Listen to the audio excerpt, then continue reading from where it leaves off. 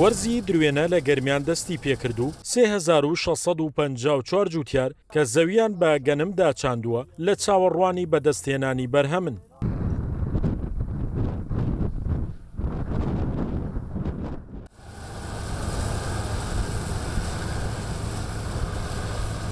جوتیارانی گەرمیان 2 ساڵی سەختیان لەگەڵ وشکە ساڵی بەڕێکرد و بەو هۆیەوە ڕوبەڕووی زیانی گەورە بوونەوە.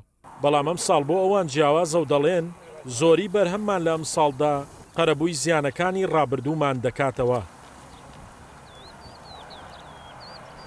پێرار بڵێن تقریبان 140 وەرەقەمە زەرم کردووە گەنم و جووە مۆشانەیە 12 تەنە مۆشانەیە هیچ ئیسفادەیەکم لێ نەکرد و هەروە ڕۆی پاریژ 120 وەرەقەم کردێتە ژێر عەرزۆ گەنم و جۆ هیچ ئیسفادەیەکم لێ نەکرد و هەروە ڕۆی ئیمساڵیش ئەوەی سا تقریبان 8 تەنە مۆشانەیە پشت بەخوا باشە و ئیشەڵا پێم وایە قەرەبووی پار و پێراشم بۆ بکاتەوە و نەزەرەر و نەقانجاز. وەڵڵا لەخوای گەورە بەجێ ئیمساڵ باشە.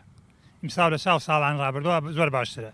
بەڵێ ئارەوەڵا پێشتر لە دەورمان دووە تۆ جێبێبەرانی بوو زۆرە ترسان. تەنێکەنم بە 850,000 تەنێکی مای بە 1,200,000 تا 1,500,000 سعادە جوود بە 25,000 ئەمانە کشتی دەسەر شان فەلا کشتی قورسە کشتی گرانە. بەس لەخوای گەورە بەجێ ئەم بارانەی مانگسێت لەخوای گەورە بەجێ فەلاعادی گەرمیان زۆر باشە و زۆر جێی دڵخۆشیە.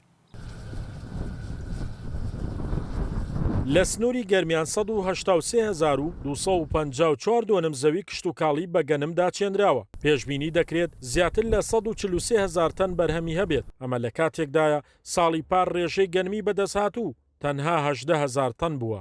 ئەم ساڵ لە چاو ساڵی پار نزیکەی 190 بەرهەمەکان زیادە ئیشەڵا ئەوەی پێشبینیەکەین هەتا ئێسا شتێکی باشە و پێشبینیکی باشی بۆکەین ینی بڕشتەکەمان 190 زیادی کردبێ. گەرمیان خاوەنی دوو ناوچەی دابارینە کەوانیش ناوچەی بارانی مسۆگەر و ناوچەی بارانی نامسۆگەرە.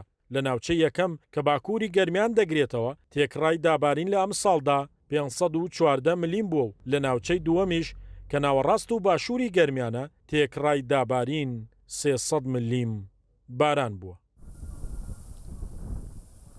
شاخەوان محەممەد، کورسات نیوز، گەرمیان.